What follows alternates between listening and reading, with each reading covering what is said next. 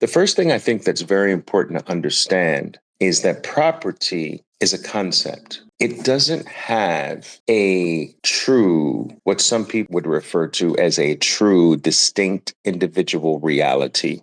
The property is an idea. In a very real sense, property doesn't really exist. It is a mental creation by human beings. The second thing I think that's very important to understand is that this concept or this mental construct of what we call property starts with yourself. You see, the first form or the first idea of property comes into existence with oneself. We are born with a body and a being, and that being or that body has an existence or a life. And for periods during the human experience, that body or that being did not have property rights.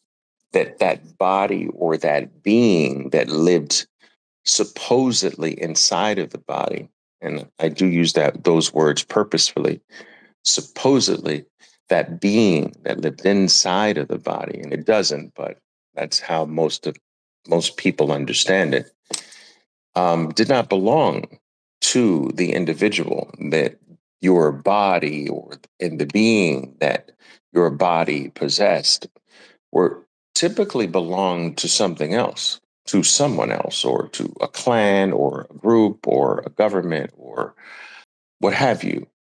In the realm where the vast majority of human beings were basically slaves and lived under the direction and the domain of others, their bodies were not theirs. And the beings that possessed those bodies were not theirs. There was a movement in the human experience that began to grow in popularity, to grow in force and power. This movement was the movement of the individual. And this movement of going from a clan or a group or a slave-based system to an individual rights system and this individual movement brought about a newer version of the concept of property. So the concept of property was largely reserved for the privileged few because there were no individual rights. And devoid of individual rights, the property of the individual, even at the point of birth, belonged to a very small group of elites. This new movement that emerged called for lack of a better phrase, the individual rights movement brought about a wider or a more expansive concept of property. And this wider, more expansive idea of property extended to individual rights. I have a body, and that body has rights. I have a being. I have existence. My existence deserves or has certain rights. My body has certain rights. And this movement into this broader, more expansive idea of the individual, which in itself is conceptual as well. This new concept of the individual having an existence and this existence of the individual having property rights because this individual has a body started from there.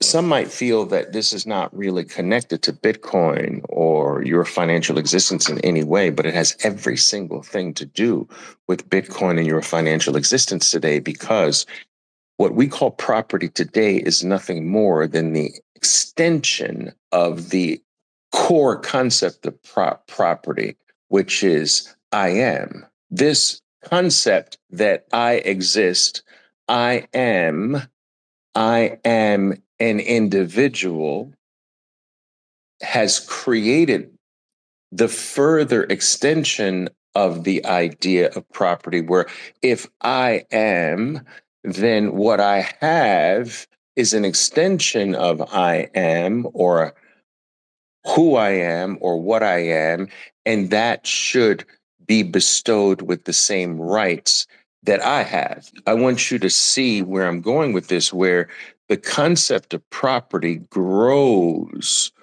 larger and larger from a central point of the individual. And so, first, it's my body is my property. And then, well, wait a minute. Now my body has a farm. My body lives on a farm. Well, my farm is my property. And on this farm, my farm has cows, and my cows are my property. And so everything stems from this conceptual idea of the individual, right? So the individual is the first point of personal property. And then what is attached to the individual must be bestowed with the same rights as the individual. If I'm supposed to have control over my body and who I am, then what this body has should be bestowed with the same rights. And so there are, in this movement, there are certain factions and certain governments that have decided to honor that movement more than others. So if we take the United States as an example, property rights was far more important than other parts of the world or other governments, right, that were formed, where there are certain governments where they don't really truly respect the individual property right notion like another country like the United States. And therefore, anything that if the individual doesn't have rights, then anything they have doesn't have rights. The United States really somewhat unique in this way, where they went further from a historical point of view than any other organized group of people ever in the history of humanity. They went further down the path of, well, the individual has rights. And therefore, what the individual has or possesses, those things are bestowed with the same rights. And so today, the United States has stronger property laws, property right laws, than most other regions in the world. I always like to attack things from this more historical point of view, because the lineage of how these things have come into existence, I think, is very important to understand. Because if you don't know where they come from, how can you accurately or somewhat accurately project where the trend might be going?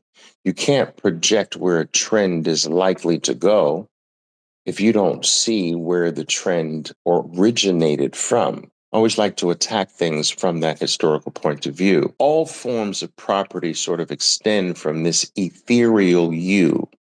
It's what you own, what you have, what you possess.